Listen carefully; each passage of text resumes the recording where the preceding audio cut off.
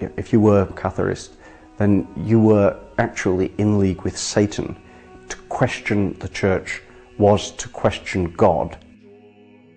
Pope Innocent III announced a crusade against the Cathars. He tried to convert them back to Catholicism. That hadn't worked. The only thing he could do now was kill them. The crusade against the Cathars, launched in 1209, turns into a brutal 45-year war. At least 100,000 people die, partly for saying that Satan is even more powerful than the Church says he is.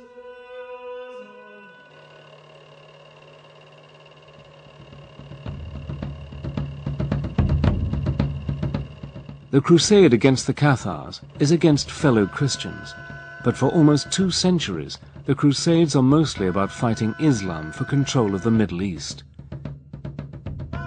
In medieval Europe, Islam is seen as a heresy, the work of the devil. Muslims too are quick to claim their enemies are in league with the evil one. In the Quran, Muslims are instructed to fight against non-Muslims because they are friends of Satan. Both sides, inheriting the ancient beliefs of the Persians, see the world as divided into good and evil, justifying all the horrors of war and conquest. The Crusades leave a sinister legacy. In the middle of the campaign, Pope Gregory IX founds the Inquisition. Controlled by the Dominican Order of Friars, the Inquisition's job is to find heretics and hand them over to local princes for punishment. The Inquisition gave people plenty to be frightened of.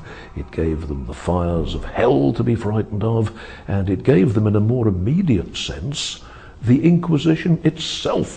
They had the right to arrest that person without telling them who'd accused them, or indeed what they were accused of. The accused are guilty until found innocent, and can be held for as long as the authorities want. Anyone who questions the Inquisition is immediately suspected of being in league with the devil.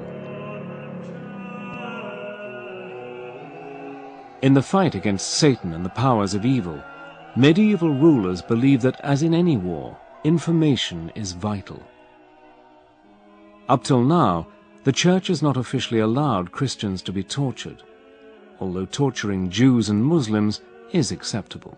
But in May 1252, Pope Innocent IV rules that Christians suspected of heresy can be tortured until they confess they are working for the devil and inform on co-conspirators. Once you've set up a debate that defines somebody as a Satanist, as a servant of Satan, then you have put them in a position where you can do what you want to them because you are justified by working for the forces of good.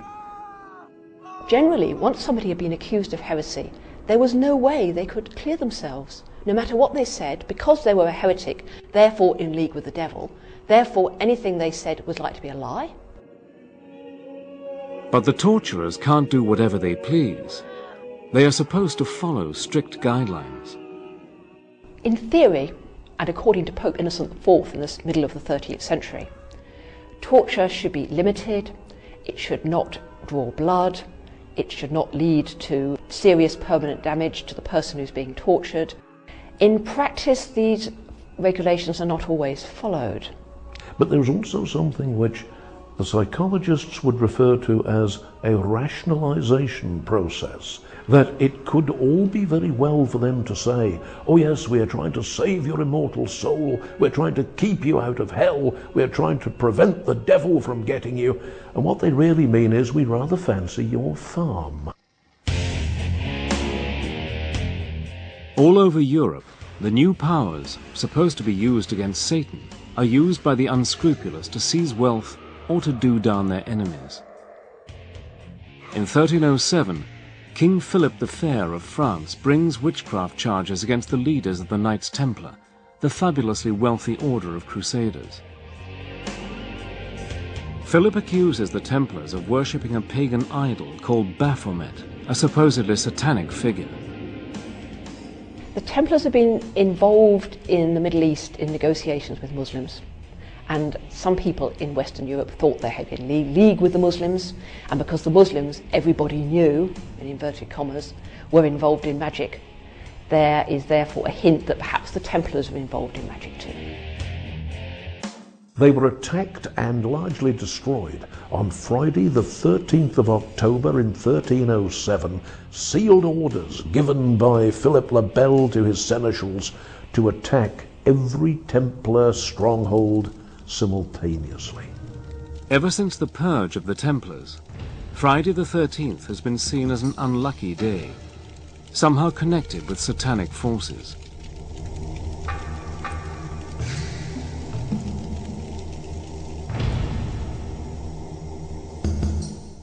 In 1320, the war against Satan is wound up another notch.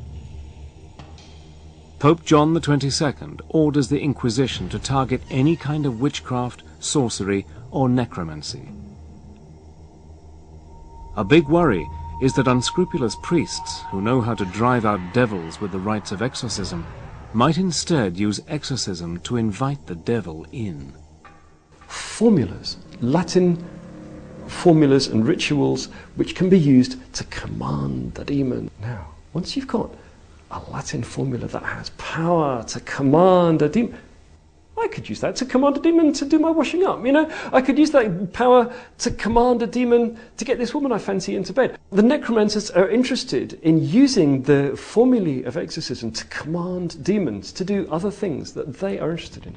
You know, a demon could make me rich. A demon could find some hidden treasure for me. Fear that necromancers and witches are all around, conjuring up demons and making pacts with the devil, sweeps across Europe.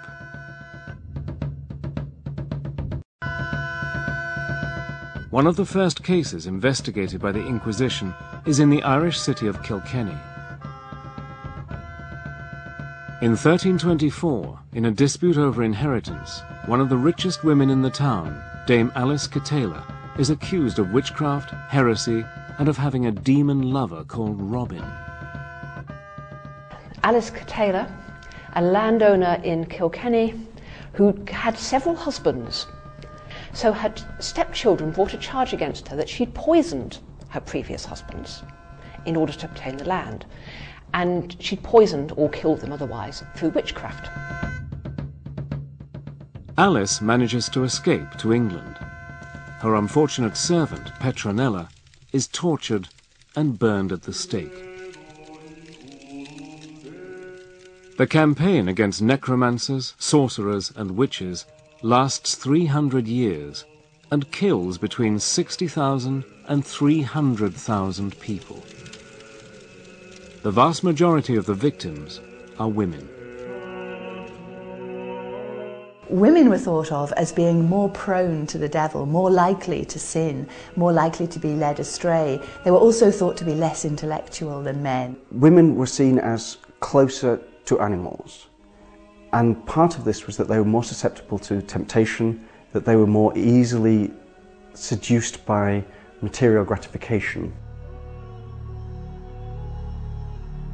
As the Inquisition goes about its grisly business, rounding up suspects and interrogating them, many clerics and lay people worry that it's all guesswork. Perhaps they're missing even more witches than they're finding. But how can you tell who is one of Satan's helpers? What you need is a standard test. In 1486, two German Dominican monks publish a textbook for inquisitors called Malleus Maleficarum, the Hammer of Witches.